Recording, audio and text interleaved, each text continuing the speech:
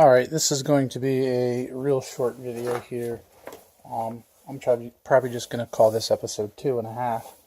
This is just a update from the last video I did on doing the balance shaft eliminator at home using, store-bought parts and stuff fairly cheaply.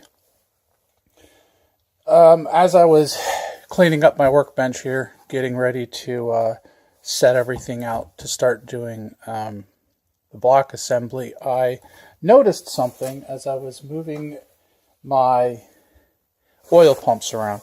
This, of course, is the one I did the delete on. The holes are plugged and everything. What I noticed was it was different, and that's basically the reason for this video is, one of the first rules of doing an engine build is don't be in a hurry. And while I'm not in a particular hurry, you should always double check things to save you time in the long run. Now, everything I did on this didn't really take that long. You saw the video. If I'm not recording, I can get it done in a couple minutes. It's not really that difficult, and it's not really that time consuming, but that's just the luck of this. That's just the work involved with doing this, and I was lucky that it was only this. So, on that note, this oil pump I purchased used. I just went on a Facebook page for Preludes and said, does anybody have an OBD2 H22 oil pump for sale? Used, I don't care. I'm going to take the guts out of it anyway. I just need one that's OBD2 for an H22. Some guy chimed up, he chimed in and he said, I got a couple. I'll send you one. I'll ship it for, $20. I'll sell it to you $20 shipping or whatever it was. It wasn't expensive. So I'm not too upset about it.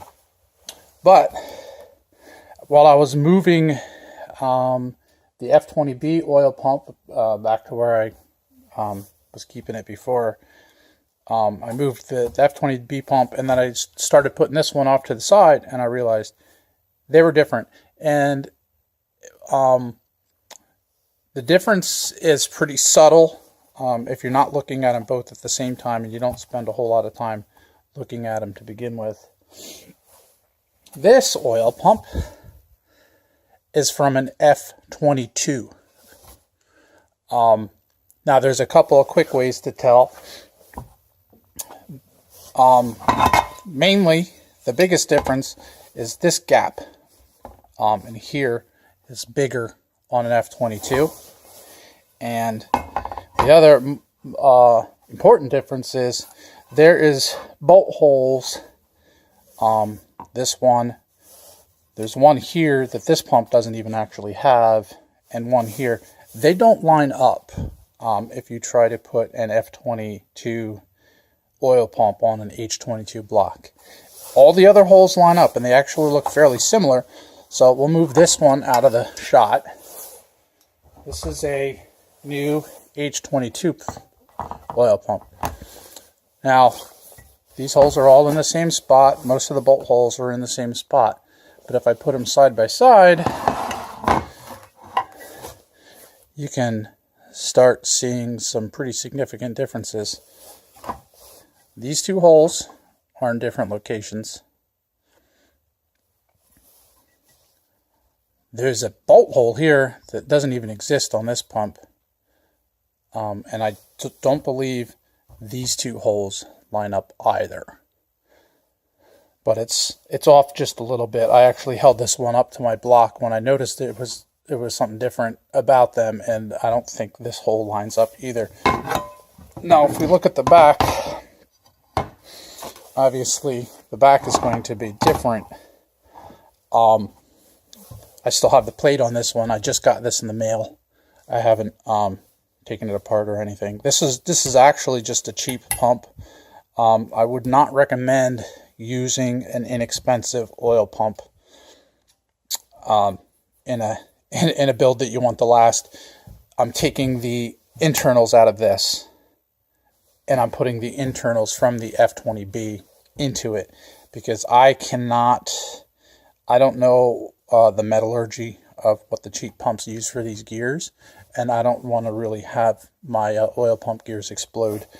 So I'm going to use the OEM ones. The castings are the same, you know, everything lines up, everything's flat.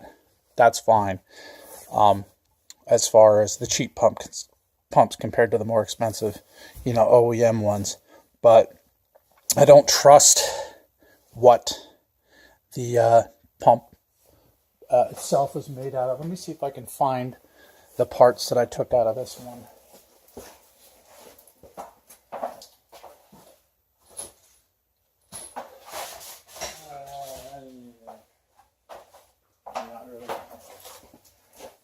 Anyway, I'm not really sure where I put them, because I wasn't planning on keeping them anyway, unless I threw them in this bag here, which I don't think I did. But anyway, so I'm going to use, this is an F22 pump on the left. This was an H22 on the right. Like I said, this gap here is much wider than this gap. And you can tell, you know, when I hold them up side by side, you know, just look at the space between this screw and the edge. This is a mating surface. This has to seal up, otherwise oil will leak all over the place. Now look at the gap here between this hole, which would be that screw, and this mating surface. It's a significant difference. So even if the bolt holes lined up, I wouldn't be able to use this anyway, because oil would just squirt out the top. Well, it's not under pressure there, but so it wouldn't squirt out, but it would slosh out and it'd still get all over the timing components and just be an awful mess. So I'm going to cut it short there. You know, the main topic of this was just don't be in a hurry. Don't be in a hurry, and make sure that you double check the parts that you get in, especially if they're used and you buy them off of somebody. This was my fault. I didn't even, you know, contact a guy and go, look, man, you sent me the wrong pump. I want my money back, because I already modified it, of course. And it wasn't very cheap, or it wasn't very expensive, so I'm not really upset about it. And it's not a big deal to take this plug out. I have a whole bunch of these.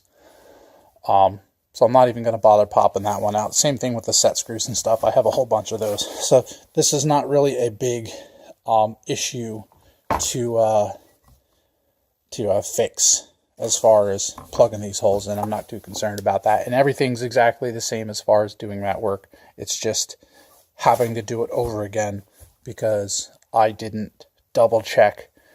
I didn't check the fitment of this on the block before I started working on it.